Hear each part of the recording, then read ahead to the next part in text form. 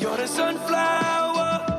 Ça, c'est la chanson la plus connue de l'album le plus vendu de 2019. Techniquement, Sunflower est une chanson de Post Malone, mais certaines de ses parties les plus accrocheuses le sont grâce à son featuring, Swae Lee, et en particulier son célèbre falsetto. Certain things you just can't refuse. Sunflower est resté incroyablement longtemps dans le top 10 des classements hip-hop R&B, surpassant ainsi le record établi par le single The Is de The Weeknd sorti en 2015. Si vous regardez ces deux chansons, vous leur découvrirez une tendance commune. Ce sont des hommes qui chantent vraiment super aigus, mais le truc, c'est que cette tendance ne sort pas de nulle part. Le falsetto est un style de chant recherché dans la musique depuis l'Empire byzantin, à l'époque où l'Église castrait les enfants de chœur pour garder leur voix aiguë.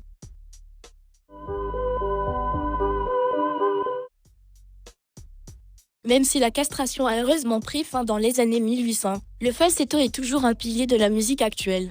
Et il s'avère qu'on aime ces notes aiguës pour une bonne raison. C'est écrit dans notre ADN. Nous sommes conçus pour répondre fortement au falsetto qu'on entend dans la musique, à cause de la façon dont notre cerveau traite la tonalité, et à cause de la relation unique entre falsetto et émotion. Falsetto is very equivalent to the female head voice. It's all about controlling teeny tiny muscles that are all inside your larynx. When we're in chest voice, vocal cords are making a thick and muscular kind of contact. And it's a kind of vibration. Cependant, quand vous êtes en falsetto, les cordes vocales s'étirent et s'écartent les unes des autres, et seul leur rebord une vibration. So we move from this kind of vibration to a lighter, thinner aspect of their vibration. Étirées ainsi, vos cordes vocales sont comme les fines cordes d'une guitare. Elles peuvent vibrer plus vite et donc produire des notes plus aiguës. Ainsi, lorsque vous passez de votre voix de poitrine au falsetto, votre tonalité fait un énorme saut. Ce changement impressionnant de tonalité a un grand effet sur nous, les auditeurs. En tant qu'êtres humains, nous identifions principalement chaque tonalité ou note de musique que nous entendons, grâce à leur position par rapport aux tonalités entendues précédemment. Cette capacité est appelée l'oreille relative. Étant donné que l'oreille relative est intrinsèque à la façon dont nous percevons non seulement la musique, mais aussi les conversations et autres sons complexes, il est logique que de tels écarts de fréquence retiennent en particulier notre attention. Bach, le célèbre compositeur, l'a compris et utilisé à son avantage. Il a inclus de rapides fluctuations de tonalité dans les moments clés de ses compositions, afin de faire ressortir certaines notes de flûte. Les chanteurs pop font la même chose, mais avec les mélodies portées par leur voix. Notez qu'on entend rarement une chanson pop entièrement chantée en falsetto. Les artistes réservent généralement leurs registres les plus élevés pour les moments clés des chansons, comme l'accroche ou les climax émotionnels. 'Cause I give you all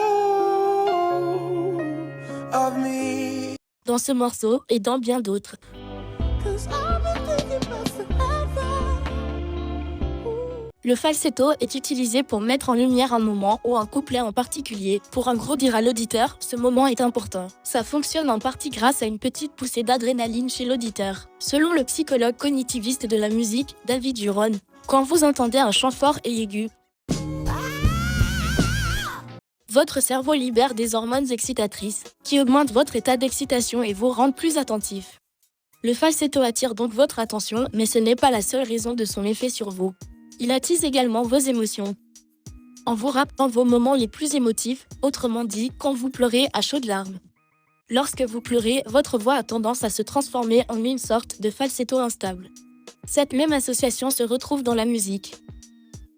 Ce n'est donc pas surprenant que les paroles chantées en falsetto tentent à être vues comme porteuses d'émotions intenses. Selon la façon de chanter, le falsetto peut sembler fragile ou vulnérable, paranoïaque ou désespéré et suppliant. Nous sommes biologiquement préparés à l'associer à une intense et véritable émotion. À ce stade, vous vous demandez peut-être pourquoi les falsettistes les plus connus sont-ils tous des hommes? Après tout, les femmes peuvent tout aussi bien chanter dans ce registre. A big reason is because we're used to hearing men in particular speak in chest voice. So if you hear a man sort of speaking to you in this voice and then suddenly speaking in this voice, it seems like quite a big contrast. And contrast is so huge in pop music. Il s'agit donc d'arriver à obtenir ce fameux contraste vocal. Plus il est grand, plus on y prête attention, et plus on a de chances de réagir émotionnellement. Ce n'est pas surprenant que le genre musical le plus populaire de nos jours réinvente le falsetto en augmentant ce contraste au maximum. Et ce genre, bien sûr, c'est le hip-hop.